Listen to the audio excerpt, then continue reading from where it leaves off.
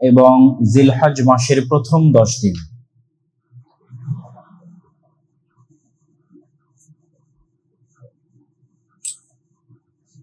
কুরবানি এবং জিলহজ মাসের প্রথম 10 দিন সম্পর্কে সংক্ষিপ্ত কিন্তু গুরুত্বপূর্ণ তথ্যবহুল আলোচনা পেশ করার চেষ্টা করব ইনশাআল্লাহুল আজিজ। আমরা যে মাসে অবস্থান করছি, জিলহজ মাস, এই মাসের প্রথম 10 দিন পৃথিবীর অন্যতম শ্রেষ্ঠতম 10 দিন হিসেবে ইসলামী শরীয়তে গণনা করা হয়। এমনকি রমজান মাসের দিনের চাইতেও শ্রেষ্ঠ দিন এই জিলহজ মাসের 10 দিন। এটা আমরা অনেকেই জানি না। তাহলে রমজান মাসে কি শ্রেষ্ঠ? রমজান মাসের রাত শ্রেষ্ঠ। পৃথিবীর সর্বশ্রেষ্ঠ রাতগুলো অথবা সর্বশ্রেষ্ঠ রাত রমজান মাসে আছে, আর পৃথিবীর সর্বশ্রেষ্ঠ দিন এবং সর্বশ্রেষ্ঠ দিনগুলো এই জিলহজ মাসের প্রথম 10 দিনে আছে। সেই সর্বশ্রেষ্ঠ দিন কোনটা এবং কেন এই 10 দিন সর্বশ্রেষ্ঠ তা আমরা তুলে ধরব। একটু ইতিহাস দেখি। ওয়াইদ ওয়া'আদনা মূসা 40 লাইলা, আর যখন আমি আল্লাহ মূসাকে ডেকেছিলাম আমার ইবাদতের জন্য 40 দিন তুর পাহাড়ে, তখন মূসা আলাইহিস সালাতু ওয়াস সালামের এই 40 দিনের শেষ 10 দিন জিলহজ মাসের প্রথম 10 দিন। যেমন রমাজান মাসের 30 দিনের শেষ 10 রাত আমরা অত্যন্ত গুরুত্ব দিয়ে থাকি, ঠিক তেমনি মূসা আলাইহিস সালাতু ওয়াস সালামের 40 দিন যে উনি আল্লাহর কাছে ইবাদত করেছিলেন, এই 40 দিনের শেষ 10 দিন হচ্ছে জিলহজ মাসের প্রথম 10 দিন।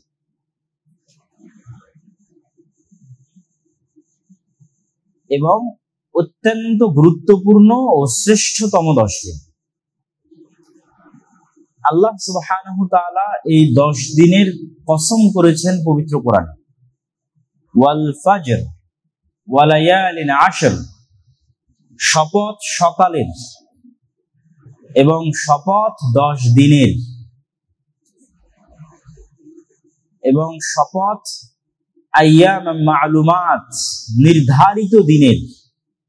সেই নির্ধারিত দিনগুলো জিলহজ মাসের প্রথম 10 দিন। রাসূলুল্লাহ সাল্লাল্লাহু আলাইহি ওয়াসাল্লাম এই জিলহজ মাসের প্রথম 10 দিনের বর্ণনা দিতে গিয়ে তিনি বলেন, মা মিন আইয়ামিন আল আমাল আস-সালিহ ফিহা আহাব্বু ইলাল্লাহ মিন হাযিহিল আইয়াম। আল্লাহ সুবহানাহু ওয়া তাআলার নিকটে সারা পৃথিবীর আর কোন দিনগুলোর ইবাদত এত পছন্দনীয়, এত প্রিয় নয়, জিলহজ মাসের প্রথম 10 দিনের ইবাদত আল্লাহর কাছে যত প্রিয়, যত পছন্দনীয়। রাসূলুল্লাহ সাল্লাল্লাহু আলাইহি ওয়াসাল্লামকে জিজ্ঞেস করা হলো, ওয়ালাল জিহাদ ফি সাবিলিল্লাহ, আল্লাহর নবী, অন্য সময়ে যদি কেউ আল্লাহর রাস্তায় জিহাদে বের হয়, সেটার চাইতেও কি এই 10 দিনের ইবাদত শ্রেষ্ঠ হবে? শ্রেষ্ঠ ইবাদত বলতে সাহাবীরা জিহাদকে একটা বড় ইবাদত মনে করতেন। এই জন্য যখন আল্লাহর নবী বলেছে যে এই 10 দিনের ইবাদত সর্বশ্রেষ্ঠ, সাথে সাথে তারা প্রশ্ন দাঁড় করিয়েছে, তাহলে অন্য মাসে যদি আমরা জিহাদে যাই, তো জিহাদে যাওয়ার ইবাদতের চাইতেও কি এই 10 দিনে কেউ সিয়াম রাখলো, কেউ দান করলো, কেউ সালাত আদায় করলো, সে শ্রেষ্ঠ? তো রাসূলুল্লাহ সাল্লাল্লাহু আলাইহি ওয়াসাল্লাম বলেন, ওয়ালাল জিহাদ ফি সাবিলিল্লাহ, আল্লাহর রাস্তায় জিহাদের চাইতেও এই 10 দিনের আমল শ্রেষ্ঠ। তবে এখানে একটা কিন্তু আছে, বাট আছে। সেটা কি? কেউ যদি আল্লাহর রাস্তায় জিহাদে গিয়ে শহীদই হয়ে যায়, একটা যে আমি জিহাদে গেছি এটা ইটসেলফ একটা ইবাদত, শহীদ হইনি, বিজয়ী হয়ে ফিরে এসেছি, তো আমি কি ইবাদত করিনি? ইবাদত করেছি। সেই অবস্থায় এই 10 দিনই শ্রেষ্ঠ। আর যদি কেউ আল্লাহর রাস্তায় জিহাদে বের হয়ে কি হয়? শহীদ, তাহলে ওইটাকে টেক্কা দিতে পারবে এরকম কিছু পৃথিবীতে নাই। এই জন্য বলছেন, ওয়ালাল জিহাদ ফি সাবিলিল্লাহ, আল্লাহর রাস্তায় জিহাদ, তবে ইল্লা রাজুলুন খারাজা বিনাফসিহি ওয়া মালিহি, যে ব্যক্তি তার জীবন নিয়ে আল্লাহর রাস্তায় বের হয়েছে, ওয়ালাম ইয়ারজি মিন যালিকা বিশাই, কিন্তু তার জীবন নিয়ে আর বাড়িতে ফিরে আসতে পারে, তার কথা ভিন্ন। আচ্ছা, এই দিনগুলো শ্রেষ্ঠ, কিন্তু এই দিনগুলোর মধ্যে সর্বশ্রেষ্ঠ দিন তথা পৃথিবীর সর্বশ্রেষ্ঠ দিন রমজান মাসের দিনগুলোর চাইতে শ্রেষ্ঠ দিন এই 10 দিন। আর এই দিনগুলোর মধ্যে একটা দিন আছে যা পৃথিবীর সর্বশ্রেষ্ঠ দিন, যেমন রমজান মাসে একটা রাত আছে পৃথিবীর সর্বশ্রেষ্ঠ রাত, লাইলাতুল কদর। তো এই 10 দিনের মধ্যে পৃথিবীর সর্বশ্রেষ্ঠ দিন হচ্ছে ইয়াউম আরাফা, আরাফার দিন। রাসূলুল্লাহ সাল্লাল্লাহু আলাইহি ওয়াসাল্লাম বলেন, সিয়ামু ইয়াউমে আরাফা, আরাফার মাঠের ফজিলত, আরাফার মাঠে অবস্থানকারী হাজীদের বিষয় সেটা তো বাদ। আরাফার এই দিনের ফজিলতটা এত বেশি যে এই ফজিলতটা আরাফার যারা হজে যায়নি তারাও সংগ্রহ করতে পারবে, শুধু তাদের ফজিলতটা আমরা শুনি। হজে যারা গেছে তাদের তো বিষয় বাদই দিলাম। সিয়ামু ইয়াউমে আরাফা আহতাসিবু আলাল্লাহ আন ইউকাফিরা আস-সানাতা আল্লাতী ক্বাবলা ওয়াস সানাতা আল্লাতী বা'দা। আরাফার দিন আল্লাহর নিকট এত প্রিয় যে কেউ যদি আরাফার দিন একটা সিয়াম পালন করে তাহলে আল্লাহ সুবহানাহু ওয়া তাআলা তার অতীতের এবং ভবিষ্যতের 2 বছরের গুনাহ ক্ষমা করে দিবেন। অতীতের 1 বছর, ভবিষ্যতের 1 বছর। এত বড় ফজিলত আর কোন সিয়ামের ক্ষেত্রে রাখা নাই যে একসাথে অতীতের 1 বছর এবং সামনের 1 বছর ক্ষমা হয়ে যাবে। এইটা আর কোন সিয়ামের ক্ষেত্রে, মানে নফল যে সিয়ামগুলো আমরা পালন করি তার মধ্যে এই সিয়ামটাই, আরাফার সেই সিয়ামটাই সর্বশ্রেষ্ঠ। এই 10 দিন কেন সর্বশ্রেষ্ঠ? এই 10 দিনের মধ্যে যতগুলো ইবাদত একত্রিত হয়েছে, রমজান মাসেও এতগুলো ইবাদত একত্রিত হয় না। এই 10 দিনের মধ্যে কি কি ইবাদত একত্রিত হয়েছে? আমরা জানি যে এই 10 দিনের একটা বড় ইবাদত হচ্ছে হজ, যা ইসলামের রুকনুম মিন আরকানিল ইসলাম। ইসলামের 5টা রুকুনের একটা রুকুন হচ্ছে হজ।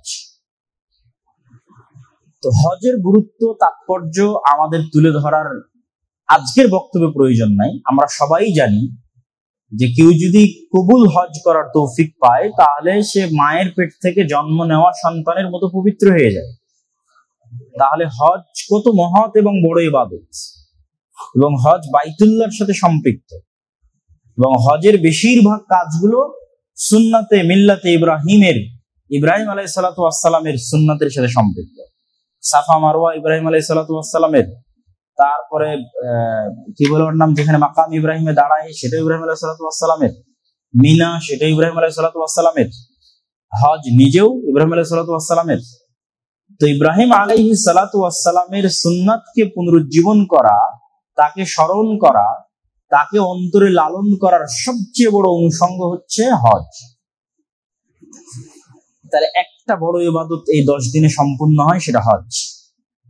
আর একটা বড় ইবাদত যেটা মুসলমানেরা সারা পৃথিবীব্যাপী করে থাকে সেটা হচ্ছে কুরবানি। কুরবানির যে আনুষ্ঠানিকতা, কুরবানি একটি আদিকাল থেকে চলে আসা ইবাদত। যখন ইব্রাহিম আলাইহিস সালাতু ওয়াস সালামের 2 ছেলে হাবিল এবং কাবিল তারা একটা বিষয়ে মতভেদ করলো, তখন আল্লাহ সুবহানাহু ওয়া তাআলা তাদেরকে আদেশ দিয়েছিলেন যে তোমরা কুরবানি করো।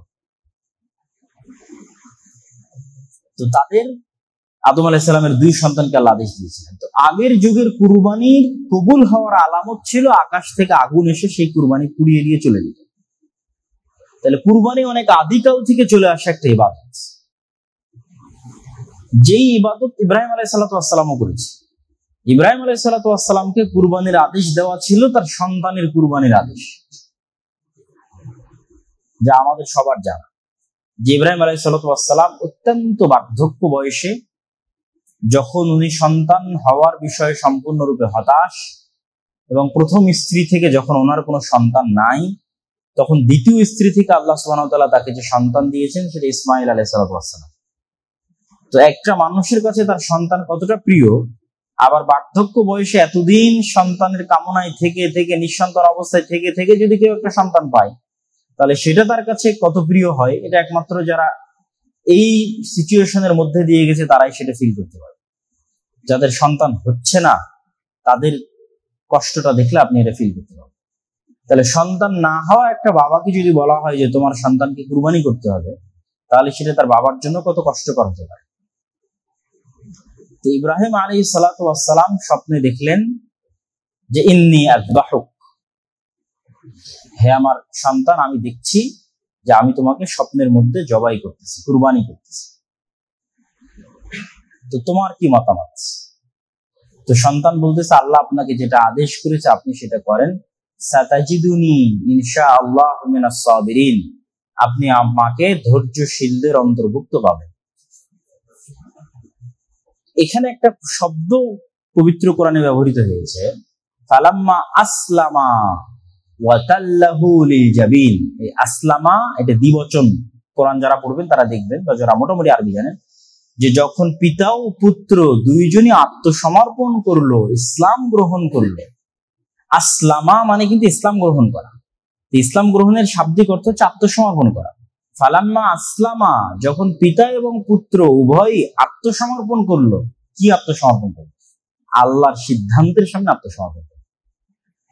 ওয়া তাল্লাহু লিল জাবিন, এবং তার গর্দানকে পেতে দিল, উৎসর্গ করে দিল আল্লাহর সিদ্ধান্তকে মেনে নেওয়ার জন্য। তাহলে পিতা এবং পুত্র উভয়ই আল্লাহর আদেশকে মানার জন্য স্যাক্রিফাইসের সর্বোচ্চ লেভেলে চলে গেছে, যে মানুষ উৎসর্গ করতে পারে, আত্মসমর্পণ করতে পারে, আল্লাহর দেওয়া আদেশ নিষেধ মেনে নিতে পারে, তার সর্বোচ্চ স্তরে পিতা এবং পুত্র পৌঁছে গেছে। পিতা তার সন্তানকে জবাই করার জন্য প্রস্তুত, সন্তান নিজে নিহত হওয়ার জন্য প্রস্তুত, শুধুমাত্র এটা আল্লাহ সুবহানাহু ওয়া তাআলার আদেশ। এই কারণে এটাই কিন্তু ইসলাম, আল্লাহর আদেশের সামনে আত্মসমর্পণের নামে কিন্তু ইসলাম। তাহলে এই যে কুরবানির একটা মহৎ ইবাদত, এই ইবাদতটা কখন সম্পূর্ণ হয়? এই 10 দিনের মধ্যে সম্পূর্ণ হয়। তাহলে আমরা হিসাব করতেছিলাম যে পৃথিবীর শ্রেষ্ঠতম ইবাদত গুলোর একটা ইবাদত হজ, যা এই 10 দিনে হয়। পৃথিবীর অন্যতম একটি বড় ইবাদত কুরবানি, যা এই 10 দিনে হয়। পৃথিবীর শ্রেষ্ঠতম একটা দিন আরাফার দিন, যা এই 10 দিনের মধ্যে আছে। আবার এই 10 দিনে আরো দুটো ইবাদত মানুষ যুক্ত করতে পারে, কানেক্টেড করতে পারে, যা রাসূল সাল্লাল্লাহু আলাইহি ওয়াসাল্লাম যুক্ত করেছেন। সেটা হচ্ছে সালাত, সিয়াম, দান। তো সিয়ামেরটা তো রাসূল সাল্লাল্লাহু আলাইহি ওয়াসাল্লাম বলে দিয়েছেন, হাদিসে স্পষ্ট এসেছে, আয়েশা রাদিয়াল্লাহু তাআলার হাদিস, যে রাসূলুল্লাহ সাল্লাল্লাহু আলাইহি ওয়াসাল্লাম এই জিলহজ মাসের প্রথম 9 দিন সিয়াম পালন করতেন। তাহলে 10 দিনের মধ্যে সিয়ামও ঢুকে গেল, 10 দিনের মধ্যে কুরবানিও ঢুকে গেল, 10 দিনের মধ্যে হজও ঢুকে গেল, 10 দিনের মধ্যে আরাফাও ঢুকে গেল।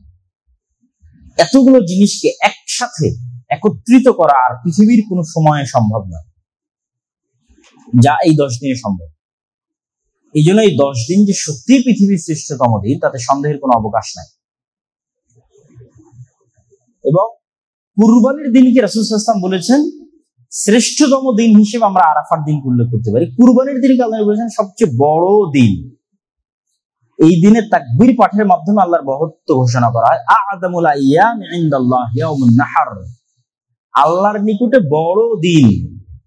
এই দিন হজের সবচেয়ে কঠিন কঠিন কাজগুলো এই দিনে সম্পূর্ণ হয়। এই দিনে হাজীদের উপর যে পরিমাণ কষ্ট এবং পরিশ্রম যায় তা কল্পনার বাইরে। তো এই দিনে হাজিরা যে একত্রিত একসাথে অনেকগুলো ইবাদত করে, তাওয়াফ থেকে শুরু করে, মিনায় জামরা নিক্ষেপ করা থেকে শুরু করে, মুজদালিফা থেকে বের হয়ে কুরবানি থেকে শুরু করে, একসাথে অনেকগুলো কাজ তাদেরকে একদিনে করতে হয়। কুরবানির যে দিনটা আমরা কুরবানি পালন করি, এটাকে রাসূল সাল্লাল্লাহু আলাইহি ওয়াসাল্লাম বলছে আ'যামু আইয়ামিদ্দিন, পৃথিবীর সবচেয়ে মহৎ এবং মহান দিনগুলোর একটা দিন হচ্ছে এই দিন। এবার এই দিনগুলোতে আমরা কি করতে পারি? রাসূলুল্লাহ সাল্লাল্লাহু আলাইহি ওয়াসাল্লাম কি করার বিষয়ে আমাদেরকে আদেশ দিয়েছেন বা কি করার বিষয়ে তিনি আমাদের বলেছেন।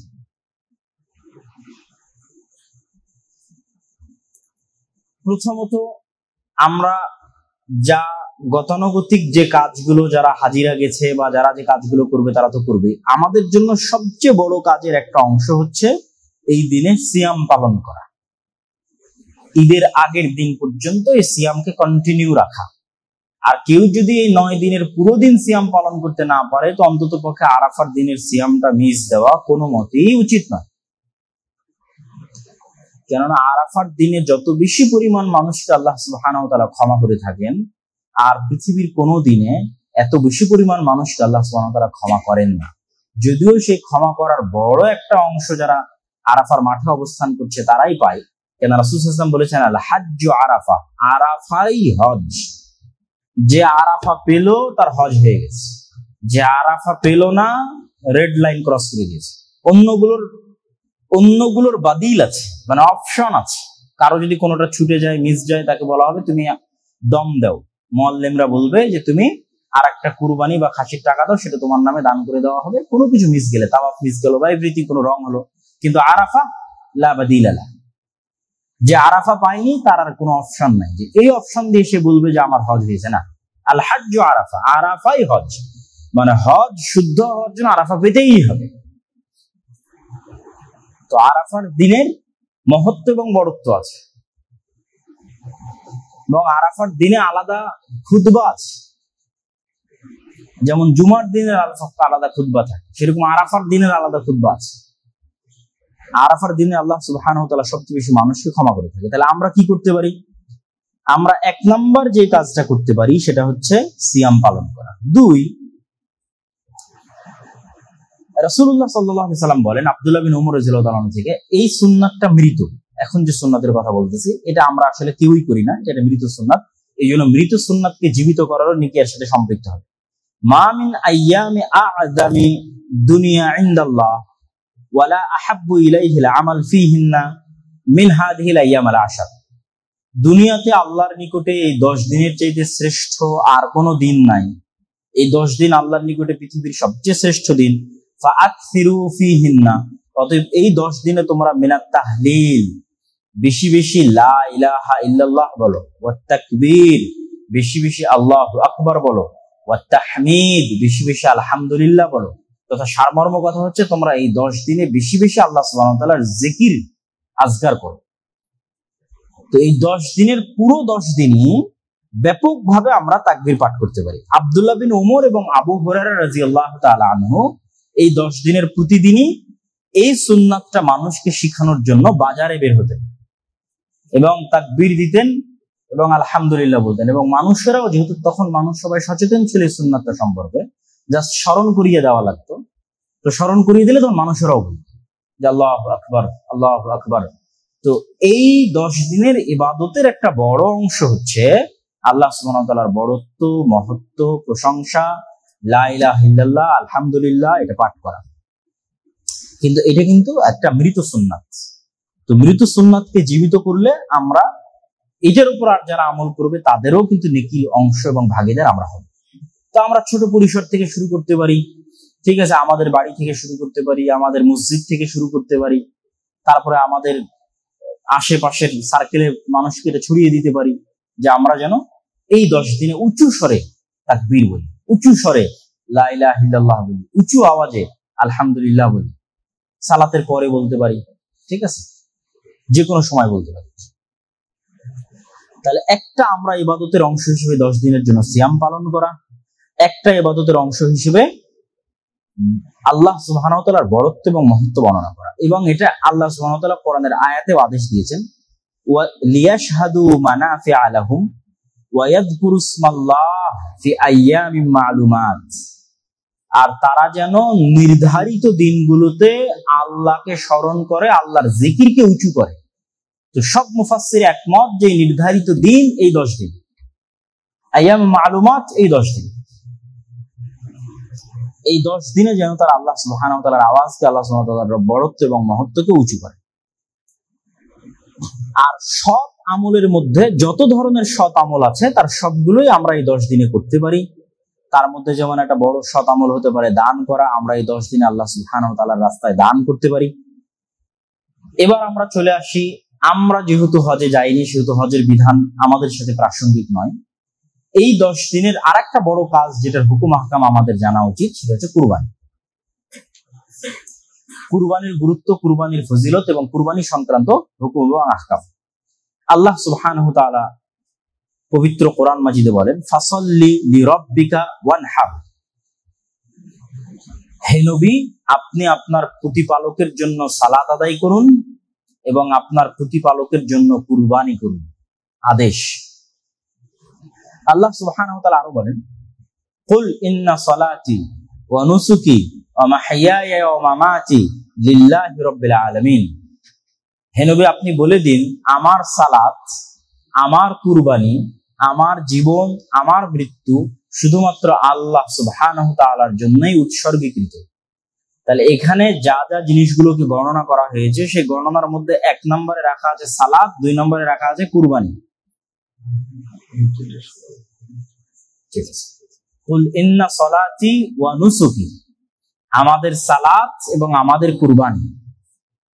তো সালাত এবং কুরবানি এই দুটাকে একত্রিত করা হয়েছে এই আয়াতের মধ্যে, যেটা শুধুমাত্র আল্লাহ সুবহানাহু ওয়া তাআলার জন্য।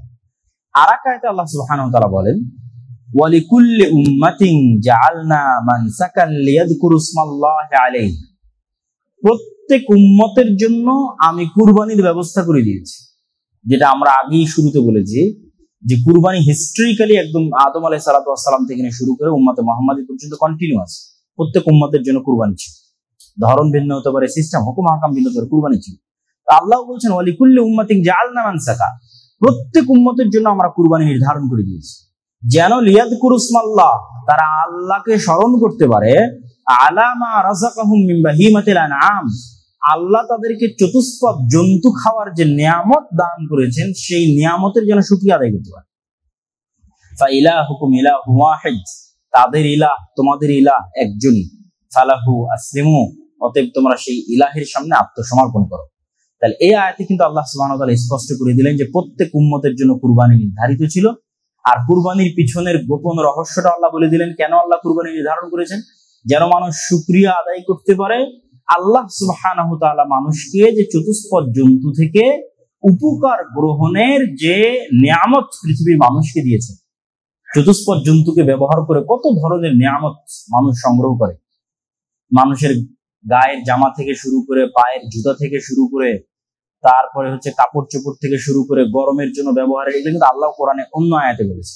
গরমের ব্যবহার থেকে শুরু করে, তাদের থেকে দুধ থেকে শুরু করে, তাদের গোস্ত থেকে শুরু করে, প্রত্যেকটা বিষয়, তাদেরকে যানবাহন হিসেবে ব্যবহার থেকে শুরু করে, কৃষিকাজে লাগানো থেকে শুরু করে, প্রত্যেকটা বিষয়ের এই চতুষ্পদ জন্তুগুলো পৃথিবীর মানুষের জন্য অসংখ্য অসংখ্য উপকারী।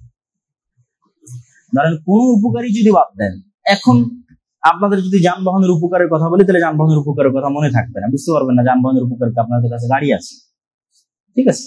কিন্তু এতটুকু উপকার কিন্তু আমরা ঠিকই বুঝতে পারতেছি যে হাজার হাজার লক্ষ কোটি মানুষের রিজিক এই অ্যাগ্রো ফার্মিং এর উপর নির্ভর করে। যেমন আমাদের পুষ্টি এই চতুষ্পদ জন্তুর সাথে কানেক্টেড, ঠিক এটার উপর ভিত্তি করে লক্ষ কোটি মানুষ তাদের ইনকামের ব্যবস্থা তৈরি করতেছে। ডেইরি ফার্মের মাধ্যমে, গোস্তের মাধ্যমে, পশু আবাদ, পশু লালন পালন করে সেটা বিক্রির মাধ্যমে। তো ঘুরে ফিরে যুগ যতই পরিবর্তন হোক, এগুলোর মূল্য কোনোদিন কমবে না, এগুলোর উপকার কোনোদিন কমবে না, এগুলো থেকে মানুষ উপকার নিতেই থাকে। তো মানুষ যেগুলো থেকে উপকার নিচ্ছে তার নেয়ামত স্বরূপ, এটার শুকরিয়া স্বরূপ মানুষের উচিত এই কুরবানিতে অংশগ্রহণ করা। কুরবানির হুকুম কি? কুরবানির হুকুম ওয়াজিব না সুন্নাত? আবু হানিফা রাহিমাহুল্লাহ, ইবনে তাইমিয়া রাহিমাহুল্লাহ সহ একদল আলেমের মতে কুরবানি ওয়াজিব, আর অধিকাংশ আলেম ওলামার মতে কুরবানি সুন্নাত। কেন, কিছু কিছু ক্ষেত্রে সাহাবীরাও কুরবানি ছেড়েছেন সক্ষমতা থাকা সত্ত্বেও, এটার প্রমাণ পাওয়া যায়। তবে রাসূলুল্লাহ সাল্লাল্লাহু আলাইহি ওয়াসাল্লামের পক্ষ থেকে হাদিস এমনও আছে যে তোমাদের মধ্যে যে ব্যক্তি কুরবানি করলো না, মান ওয়াজাদা সাআতান ফালাম ইউদহি ফালা ইয়াকরাবান্না মুসাল্লানা, তোমাদের মধ্যে যে ব্যক্তির কুরবানি করার সক্ষমতা থাকার পরেও কুরবানি করলো না, সে যেন আমাদের ঈদগাহে না আসে। তো এটা আসা নিষিদ্ধ বিষয়টা এমন না, কিন্তু এটার গুরুত্বটা বোঝানো হচ্ছে উদ্দেশ্য, যে এটা সক্ষমতা থাকার পর কুরবানি না করাটা এমন যে সে যেন আসলে আর ঈদুল আজহাই পালন করবে না, তাহলে আর ঈদের সালাতে এসে তার কি লাভ? তো বিষয়টা এরকম। এবং রাসূল সাল্লাল্লাহু আলাইহি ওয়াসাল্লাম এমনও বলেছে যে কেউ যদি সালাতের আগে কুরবানি করে থাকে, তাহলে সে যেন, তার কুরবানি হয়নি, তার কুরবানি বাতিল, সে যেন সালাতের পরে নতুন করে কুরবানি করে। এবং কুরবানির ক্ষেত্রে আমরা তো একটা আয়াত আগেও পড়েছি, আর রাসূলুল্লাহ সাল্লাল্লাহু আলাইহি ওয়াসাল্লাম নিজে সবসময় কুরবানি করার চেষ্টা করতেন, তার নিজের পক্ষ থেকে, তার পরিবারের পক্ষ থেকে। এবং হাদিসে স্পষ্টভাবে তিনি বলেছেন যে প্রত্যেক পরিবারের বা আমার উম্মতের প্রত্যেক পরিবারের পক্ষ থেকে একটা করে কুরবানি। এবং তিনি তার পরিবারের পক্ষ থেকে 70-এর অধিকও কুরবানি করেছেন একবারে, এক বছর 70-এর অধিক কুরবানি, যেটা বিদায় হজের সময় রাসূলুল্লাহ সাল্লাল্লাহু আলাইহি ওয়াসাল্লাম। তো সক্ষমতা থাকলে একাধিক কুরবানিও করা যায়, আর সক্ষমতা যতক্ষণ আছে ততক্ষণ অন্তত একটা কুরবানি করা মানুষের জন্য অবশ্যই উচিত। কুরবানির ক্ষেত্রে শর্ত বলতে রাসূলুল্লাহ সাল্লাল্লাহু আলাইহি ওয়াসাল্লামের হাদিসের আলোকে আমরা যদি বলি, তাহলে সারমর্ম যদি বলি, তাহলে চোখের দিক থেকে আল্লাহর জন্য, আল্লাহর সন্তুষ্টির জন্য যে জিনিসটা আমরা কুরবানি করতেছি সেটা স্বাভাবিকভাবেই সুন্দর, স্বাস্থ্যসম্মত, ভালো জিনিস হওয়া উচিত। দানের ক্ষেত্রে আল্লাহ সবসময় বলেছে যে তোমরা তোমাদের শ্রেষ্ঠ প্রিয় জিনিসটা আল্লাহর রাস্তায় দান করো। তো এটা তো একটা simple common knowledge, common sense থেকে আমরা এটা বুঝতে পারি যে আমরা আল্লাহর রাস্তায় দান করবো, তাহলে রোগা, ফোড়া, কানা, ঠিক আছে, সেগুলো কেন? অল্প বয়সী, দাঁতে নিয়ে, সেটা কেন? একটা পূর্ণতা, সকল দিক থেকে একটা পূর্ণতার মানদণ্ড নির্ধারণ করা আছে। তো এই যে দাঁতের বিষয়ে যেগুলো বলা হয়, বছরের বিষয়ে যেগুলো বলা হয়, কানা, খোড়া, রোগার বিষয়ে যেগুলো বলা হয়, যেগুলো সবগুলোর সামারি হচ্ছে আল্লাহ সুবহানাহু ওয়া তাআলার জন্য যেটা কুরবানি করা হবে সেটা যেন সব দিক থেকে পূর্ণতার মাত্রায় থাকে। আমি একটা খাসি কুরবানি করি অথবা একটা গরু কুরবানি করি, যেটাই কুরবানি করি না কেন, সেটা তার কোয়ালিটি অনুযায়ী, মানে ওই প্রাণীগুলোর মধ্যে যে কোয়ালিটি আছে সেই কোয়ালিটি গুলোর অনুযায়ী এই প্রাণীটা একটা কোয়ালিটিফুল প্রাণী হতে হবে। মানদণ্ডের দিক থেকে একটা শ্রেষ্ঠতম প্রাণী হতে হবে, এবং সেই শ্রেষ্ঠতম প্রাণীটা আমরা আল্লাহ সুবহানাহু ওয়া তাআলার রাস্তায় কুরবানি করব। এবং কুরবানির ক্ষেত্রে ভাগের যে বিষয়টা, এইটা খুব বড় একটা বিষয় এরকম কিন্তু না, কিন্তু আমাদের সমাজের কৃষ্টি কালচার এমন হয়ে গেছে যে আমরা এটাকে বড় বিষয় বানিয়ে ফেলেছি, এবং কিছু ব্যক্তি স্বার্থের কারণেও আমরা এটাকে বড় বিষয় বানিয়ে ফেলেছি। যে গরুর গোশতের প্রতি আমাদের যে মায়া এবং মহব্বত এবং যে ভালোবাসা, এটা তার একটা বড় কারণ। যেহেতু গরু গোশত আমরা খাওয়া পছন্দ করি, আর গরুর দাম বেশি, একাই দেওয়া সম্ভব নয়, ফলত এটা আমাদের দেশে ব্যাপকভাবে প্রচলন হয়ে গেছে যে গরুর গোশত খাওয়ার জন্য তো আমাকে ভাগে যাইতেই হবে, কোনো ওয়ে নাই। তো ভাগের যে একদম দলিল নাই সেটাও নয়। তো সকল দৃষ্টিকোণ থেকে এটাই শ্রেষ্ঠ যে আমরা একটি পরিবারের পক্ষ থেকে একটি পূর্ণ প্রাণ আল্লাহ সুবহানাহু ওয়া তাআলার রাস্তায় উৎসর্গ করব। এইটা যে শ্রেষ্ঠ, এটার বিষয়ে আপনি কোনো দ্বিমত পাবেন না। এমনকি আবু হানিফা রাহিমাহুল্লাহ বলছেন, আবু হানিফা রাহিমাহুল্লাহর ফতোয়া, যে নিয়তের মধ্যেও যদি ত্রুটি থাকে, যে 7 জন মিলে ভাগে অংশগ্রহণ করেছেন, কোন একজনের নিয়তে ত্রুটি আছে, আবু হানিফা রাহিমাহুল্লাহর মতে সবার কুরবানি বাতিল। ইমাম শাফি আহমদ বিন হাম্বল সেটা বলেন, কিন্তু যিনি ভাগে কুরবানির পক্ষে তিনি বলতেছেন সবার কুরবানি বাতিল। আবার কারো যদি ইনকামের মধ্যে কম বেশি থাকে তাহলেও সবার কুরবানি বাতিল, একজনের জন্য সবারটাই বাতিল। কেননা ইমাম আবু হানিফা রাহিমাহুল্লাহ বলেছেন যে কুরবানির ক্ষেত্রে আল আসল হচ্ছে একটা পূর্ণ নফস আল্লাহ সুবহানাহু ওয়া তাআলার রাস্তায় উৎসর্গ করা, একটা পূর্ণ জান আল্লাহ সুবহানাহু ওয়া তাআলার রাস্তায় উৎসর্গ করা। আর ইমাম মালিক বলছেন যে ভাগে চলবে, তবে টাকায় মালিকানায় নয়, নেকিতে ভাগ হতে পারে। এটার ব্যাখ্যা কি? ইমাম মালিকের মতে কেউ যদি টাকায় মালিকানায় ভাগ হয় তো বাতিল, নেকিতে ভাগ দিতে পারে। মানে আমি একক টাকা একটা কুরবানি কিনেছি, কিনে আমি এখন নিয়ত করতেছি যে আমার ছেলে মেয়ে, ভাই বোন, পিতা মাতা সবার পক্ষ থেকে আল্লাহ সুবহানাহু ওয়া তাআলা এই কুরবানিটা কবুল করুন, তাহলে আমি নেকিতে তাদেরকে ভাগ দিলাম। কিন্তু এই কুরবানিটা ক্রয়ে টাকা মালিকানা একক আমার। ইমাম মালিকের মতে টাকা এবং মালিকানায় যদি ভাগ হয়ে যায় তাহলেও বাতিল। তো রাসূল সাল্লাল্লাহু আলাইহি সাল্লামের যে হাদিসটি দলিল হিসেবে পেশ করা হয় সেটি অত্যন্ত বিশুদ্ধ এবং সহিহ হাদিস। এক সফরে রাসূলুল্লাহ সাল্লাল্লাহু আলাইহি সাল্লাম সাহাবীদের বলছিলেন যে তোমরা উটে 10 জন করে এবং গরুতে 7 জন করে অংশগ্রহণ করো। সুতরাং অংশগ্রহণ অবশ্যই করা যায়, তবে কারো যদি সম্ভব হয় যে সে তার পুরো পরিবারের পক্ষ থেকে একটা পূর্ণ কুরবানি দিবে, তাহলে এটাই সবচেয়ে উত্তম এটাই বেস্ট, এবং এই কালচারটাই আমাদেরকে গ্রো করতে হবে, এই কালচারটাই আমাদেরকে ডেভেলপ করতে হবে। আপনি এখনো সৌদি আরব সহ বিভিন্ন দেশে গেলে দেখবেন যে সবাই নিজ নিজ কুরবানি একক। কেননা আপনি ইবাদতের ক্ষেত্রে কেন আরেকজনকে শেয়ার দিবেন, ইবাদতের ক্ষেত্রে কেন আপনি আরেকজনের সাথে শেয়ার করবেন? এই জিনিসটাই তো আত্মমর্যাদার সাথে যায় না, যে আমি আল্লাহর জন্য একটা ইবাদত করবো সেটাও আবার আরেকজনের সাথে শেয়ার করবো।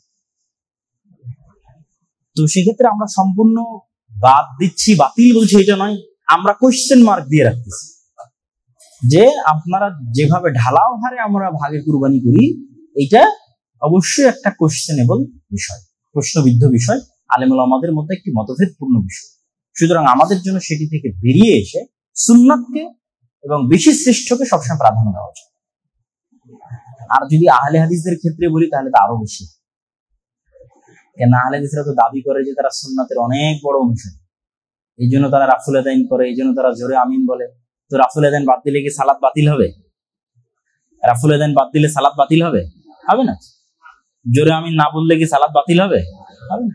তো জোরে আমিন বলার জন্য, রাফুল আদাইন করার জন্য যান জীবন দিয়ে মসজিদ পর্যন্ত আলাদা করে নিবে, আর ভাগের বেলায় এসে বলতেছেন যে হ্যাঁ আমি ভাগে দিব। এবং যারা উৎসাহ করতেছে সুন্নাতের অনুষ্ঠানের প্রতি, তাদের প্রতি অ্যাটাক করতেছে, আক্রমণ করতেছে। আমরা যদি অন্য সকল ক্ষেত্রে সুন্নাত এবং শ্রেষ্ঠতাকে প্রাধান্য দিয়ে থাকি, তাহলে বাই ডিফল্ট আরো উচিত আমাদের যে আমরা এটার ক্ষেত্রেও শ্রেষ্ঠতমটাকে, যেটা সবসময় রাসূল সাল্লাল্লাহু আলাইহি ওয়াসাল্লাম করেছে, যেটা সবসময় সাহাবীরা করেছে, সেটাকে আমরা আমাদের পুরো পরিবারের পক্ষ থেকে একটা অন্তত করব। পরিবারটাকে আপনি আলাদা করবেন কি করে? ওই যে দেখলেন না ইমামদের মধ্যে মতভেদের বিষয়টা তো আপনি বুঝে গেছেন, যে ইনকামটা কিন্তু মেইন, সবাই কিন্তু ইনকামের পয়েন্টটাকে মাথায় রেখেছে। তাহলে যতক্ষণ আপনাদের ইনকাম এক জায়গায়, আপনাদের হাড়ি পাতিল এক জায়গায়, ততক্ষণ পরিবার এক জায়গায়, পরিবারও তখন এক। বাপ ছেলে সবাই বিয়ে করেছে, কিন্তু সবার ইনকামও একত্রিত হয় এবং সবার হাড়ি পাতিল একসাথে আছে, রান্নাবাড়ি একসাথে, তাহলে এটা আলাদা পরিবার এখন হয়নি। আর যখন ইনকাম আলাদা, হাড়ি পাতিল আলাদা, রান্নাবাড়ি আলাদা, তখন আলাদা পরিবার হয়ে গেছে। তখন আপনাকে কুরবানিও আলাদা করতে হবে। কুরবানির গোশতের বন্টন, কুরবানির গোশতের বন্টনের ক্ষেত্রে আল্লাহ সুবহানাহু ওয়া তাআলা এবং রাসূলুল্লাহ সাল্লাল্লাহু আলাইহি ওয়াসাল্লামের যে আদেশ, সেই আদেশের সারমর্মটা হচ্ছে মানুষ নিজেও খাবে, মানুষকেও দিবে। এরকম নির্ধারিত করে বলা নাই যে আমাকে এত ভাগই করতে হবে এবং এত ভাগই বন্টন করতে হবে, এমনকি জমাও রাখতে পারবে। তোমরা কুরবানির গোশত খাও, মানুষকে খাওয়াও এবং জমা রাখো। তাহলে কুরবানির গোশত দিতেও হবে, নিজেও খেতে হবে, জমাও রাখতে হবে।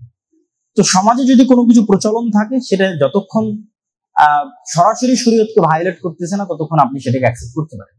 দেখা যায় আপনি একটা সমাজে বসবাস করেন, সেখানে একটা ভাগ সমাজে দিয়ে আসতে হবে, সেটা আপনি দিয়ে আসতে হবে। কিন্তু অনেক সময় দেখা যাচ্ছে যে ভাগটা গরিব মিসকিনের জন্য দিয়ে আসা হলো, তাহলে যে গরুটা দিয়েছে সে নাকি খাসিরটা নিয়ে যাবে, আবার যে খাসিরটা দিয়েছে গরুটা নিয়ে যাবে। এই কালচারগুলোর সাথে স্বার্থ কানেক্টেড থাকে, ইখলাস কানেক্টেড থাকে না, মানে গোশতের প্রতি লোভ কানেক্টেড থাকে। এই জন্য এটা পছন্দনীয় না। আপনি যদি দেন একবারই দিয়ে দিন, আপনি গোশত দিয়ে আবার সমাজ থেকে আবার গোশত নিয়ে আসতেছেন, গরুটা দিয়ে খাসিটা নিয়ে এসেছেন, যেখানে গরুটা, এটা কনফ্লিক্ট করে, কনফ্লিক্ট অফ ইন্টারেস্ট, ইখলাসকে ত্রুটিযুক্ত করে। কিন্তু আমরা কিন্তু এই কালচারটা সমাজে বিল্ড আপ করে ফেলেছি, যেটা ঠিক না। আমি যেটা গরিব মিসকিনের জন্য, তুমি সমাজ থেকে যারা কুরবানি দেয়নি তাদের মধ্যে বন্টন করে দাও। যে গরুর কুরবানি দেয়নি তার গরু কিনে খাওয়ার সক্ষমতা সে কিনবে, যার খাসির গোশত দরকার তার খাসি কিনে খাওয়ার সক্ষমতা কিনবে। আজকের এই গোশতের সাথে এটা কানেক্টেড করে অল্টারনেটিভ করার মতো একটা সুবিধা দেওয়া কুরবানি দাতাদেরও, যে ভাই আপনি গরুটা জমা দিয়ে যান, দিয়ে খাসিরটা নিয়ে যান। সমাজে যেটা চলে, এটা কিন্তু একটু আমাদের জন্য, আমরা যদি নিয়তের দিক থেকে দেখি, ইখলাসের দিক থেকে দেখি, লজ্জাস্পদ। সর্বশেষে আমরা যারা কুরবানি দিব তাদের ক্ষেত্রে যে বিষয়গুলো স্মরণ রাখা উচিত, একটা তো আপনাদের অবশ্যই স্মরণে থাকার কথা, যেটা সময় পার হয়ে গেছে, যেটা রাসূল সাল্লাল্লাহু আলাইহি ওয়াসাল্লাম বলেছেন যে ইযা রাআইতুম হিলালা যিল হিজ্জাহ, তোমরা যদি দেখো যে জিলহজ মাসের চাঁদ উঠে গেছে, আর তোমাদের মধ্যে কেউ কুরবানি করতে চায়, তাহলে সে যেন তার নখ চুল এই 10 দিনের জন্য কর্তন করা বন্ধ করে দেয়, সেজন্য না কাটে। তো এটা একটা অনেক বড় সুন্নাহ। এখানে একটা প্রশ্ন অনেকেই করে যে ভাই শুধু কি যিনি কুরবানি দেবে তিনি না, তার পরিবারের সবাই? যেহেতু কুরবানিটা আমরা পুরো পরিবারের পক্ষ থেকেই দিচ্ছি, শুধু তো একজন ব্যক্তি দিচ্ছে না, মানে যদি সুন্নাত পদ্ধতি অনুযায়ী যারা কুরবানি দিচ্ছে তারা তো পুরো পরিবারের পক্ষ থেকে দিচ্ছে, তাহলে তো আসলে কুরবানিটা পুরো পরিবারই দিচ্ছে, মানে পরিবারের একটা ছোট বাচ্চা থেকে শুরু করে বড় ছোট সবাই দিচ্ছে। সুতরাং এই সুন্নাতটার ফলো আমরা সবাই করার চেষ্টা করব। আল্লাহ সুবহানাহু ওয়া তাআলা আমাদের তৌফিক দান করুক, আল্লাহুম্মা আমিন।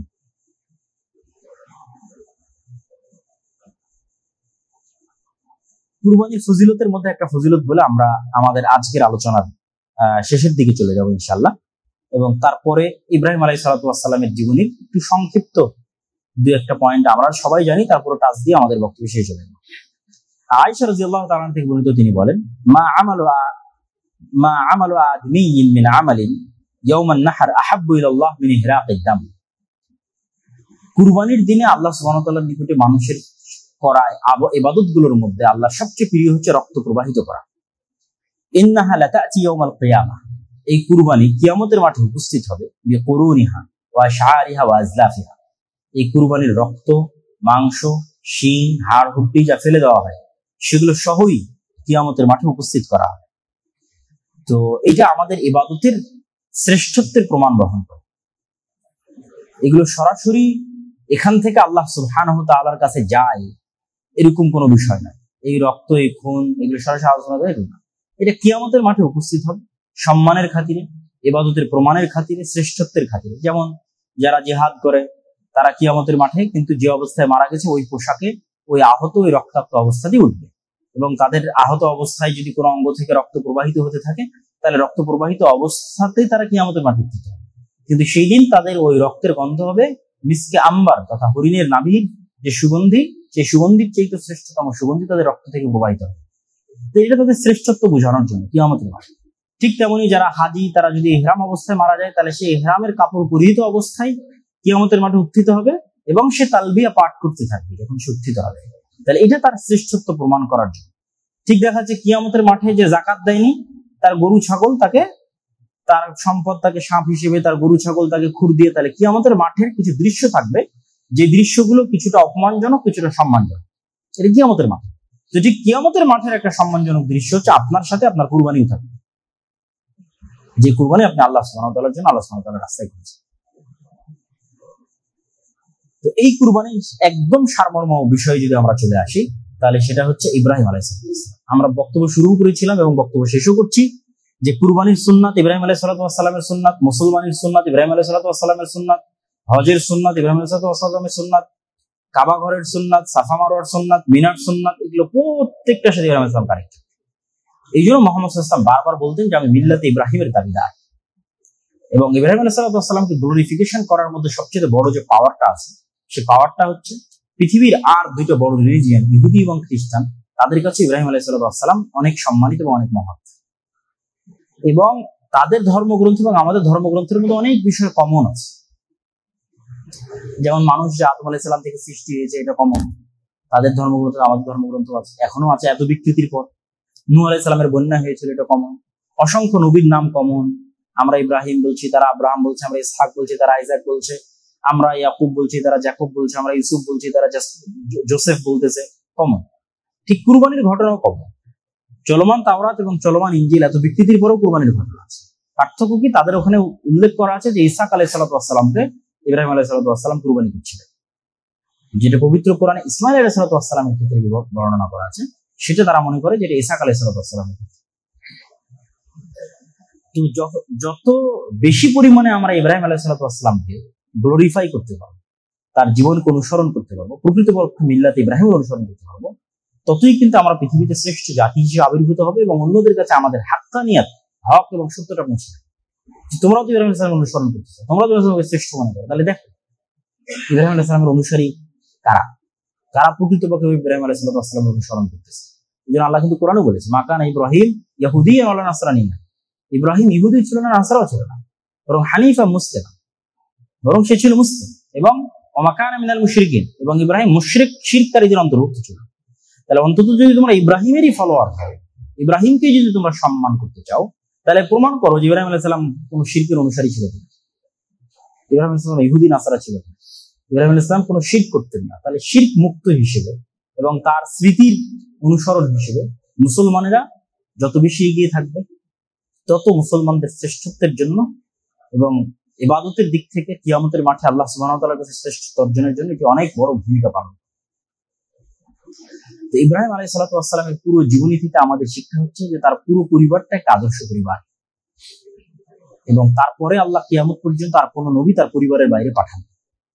তিনি যেমন পিতা হিসেবে আদর্শ, তেমন স্বামী হিসেবে আদর্শ, তার স্ত্রীরা পৃথিবীর শ্রেষ্ঠ আদর্শতম স্ত্রী এবং তার সন্তানরা পৃথিবীর শ্রেষ্ঠ আদর্শতম সন্তান। সবগুলো অনুষঙ্গ আপনি ইব্রাহিম আলাইহিস সালামের পরিবারের মধ্যে পাবেন। যে সন্তান কেমন হওয়া উচিত, ইসমাইলের মতো হওয়া উচিত। স্ত্রী কেমন হওয়া উচিত, সারা এবং হাজেরার মতো হওয়া উচিত। স্বামী কেমন হওয়া উচিত, ইব্রাহিম আলাইহিস সালামের মতো হওয়া উচিত। তো তাদের এই পুরো ইতিহাস থেকে আমাদের জন্য অনেক কিছু শেখার আছে।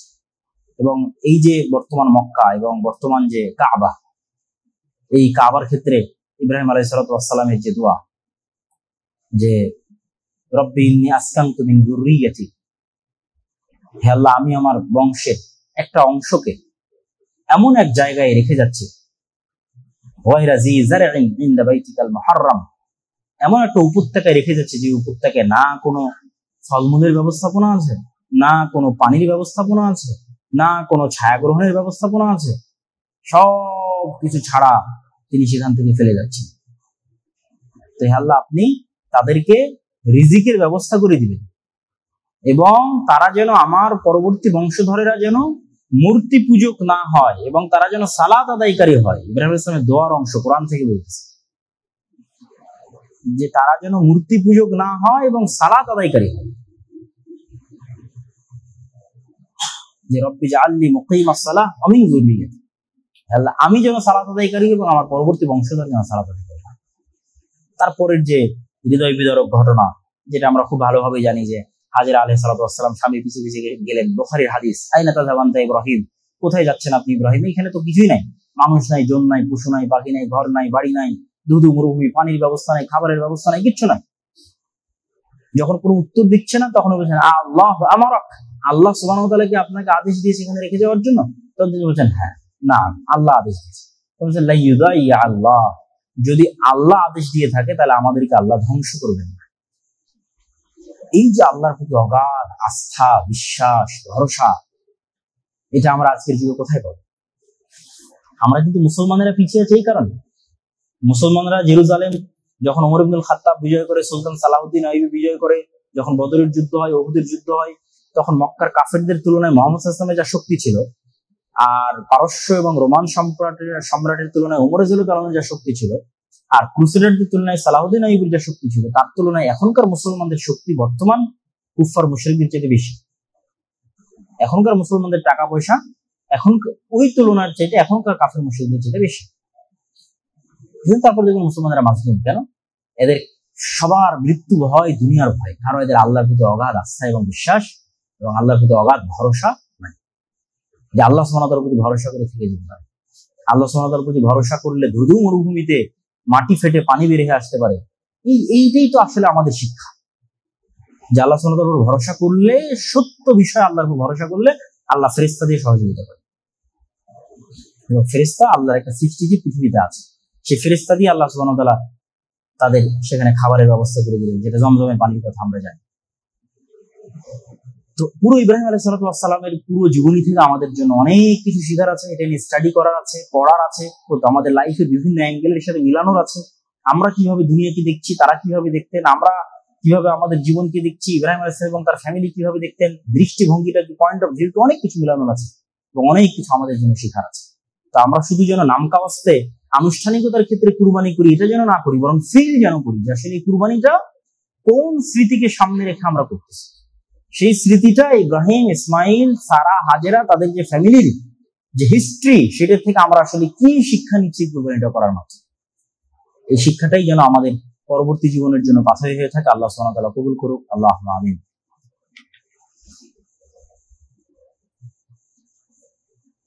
আলহামদুলিল্লাহ ওয়াহদাহু ওয়াসসালাতু ওয়াসসালামু আলা মান লা নাবিয়্যা বা'দা। জরুরি দুই একটি কথা। আমরা যেই দাওয়াত সেন্টারে আছি, আলহামদুলিল্লাহ ধারাবাহিকভাবে আমাদের এখানে খুতবা চলমান আছে। হয়তো শুধু ঈদের পরের যে খুতবাটা, সেটা হয়তো আমি নিজে উপস্থিত বা শ্রদ্ধেয় শেখ আব্দুর রাজ্জাক মুন্সিফ তিনি হয়তো সরাসরি, তিনি হজে আছেন, উপস্থিত হতে পারবেন না। তবে এখানে খুতবা হবে, সালাত হবে ইনশাআল্লাহ। আপনারা অবশ্যই আমাদের প্রমিনেন্ট যারা শায়েখ আশেপাশে ঢাকায় আছেন তাদেরই কাউকে আমরা এখানে অ্যাসাইন করার চেষ্টা করব। তো খুতবা হবে, সালাত হবে। আর তার পাশাপাশি আমাদের যে নিচের ফ্লোরে যে স্কুল চলমান আছে, নিউরাস ইন্টারন্যাশনাল স্কুল, সেটার নতুন সেশনে, জুন জুলাই সেশনেও আমাদের ভর্তি কার্যক্রম শুরু হয়েছে, জুন জুলাই সেশনকে সামনে রেখে। তবে এটা শুধু অনাবাসিক, আবাসিকদের জন্য আমরা আবার জানুয়ারিতে ওপেন করবো ইনশাল্লাহ সুযোগ সুবিধা। বাট শুধু অনাবাসিকদের জন্য জুন জুলাই সেশন চলমান আছে। আপনারা বাইরে যাওয়ার সময় লিফলেট পাবেন, সেটা সাথে করে নিয়ে যাবেন এবং আপনাদের পরিচিত বা কেউ কানেক্টেড থাকলে আমাদের এই ইংলিশ মিডিয়াম স্কুলটার সাথে কানেক্টেড করে দিতে পারেন। এটা একই সাথে যেমন পুরোটা ইংলিশ মিডিয়াম, ঠিক তেমনি কোরআন হিফজের ব্যবস্থা, ঠিক তেমনি আরবি ভাষা এবং আরবি শিক্ষার সুব্যবস্থা। দেখা যাচ্ছে এখানে যদি কেউ গ্রেড 5 পর্যন্ত পড়ে তাহলে সে বাংলাদেশের যে কোনো প্রতিষ্ঠানই সে যাক না কেন, সেটা ইংলিশ মিডিয়াম প্রতিষ্ঠান হোক, এনসিটিভি কারিকুলাম হোক অথবা কওমি মাদ্রাসা হোক, সকল জায়গাতেই কিন্তু সে একটা শ্রেষ্ঠতম জায়গায় যেতে পারবে। তো সবগুলোর সংমিশ্রণে আমরা ভালো মানসম্মত টিচার স্টাফ এবং আমাদের দায়িত্বশীলদের দিয়ে এবং অ্যাডভাইজারি বোর্ড দিয়ে, যোগ্য অ্যাডভাইজারি বোর্ড দিয়ে আমরা এটা পরিচালনা করতেছি। তো এই বিষয়টা আপনারা দৃষ্টি রাখবেন। সকলের প্রতি উদাত্ত আহ্বান থাকলো, আমরা সবাই একটু দরুদ পড়ি। আল্লাহুম্মা সাল্লি আলা মুহাম্মাদ ওয়া আলা আলি মুহাম্মাদ কামা সাল্লাইতা আলা ইব্রাহিম ওয়া আলা আলি ইব্রাহিম ইন্নাকা হামিদুম মাজিদ।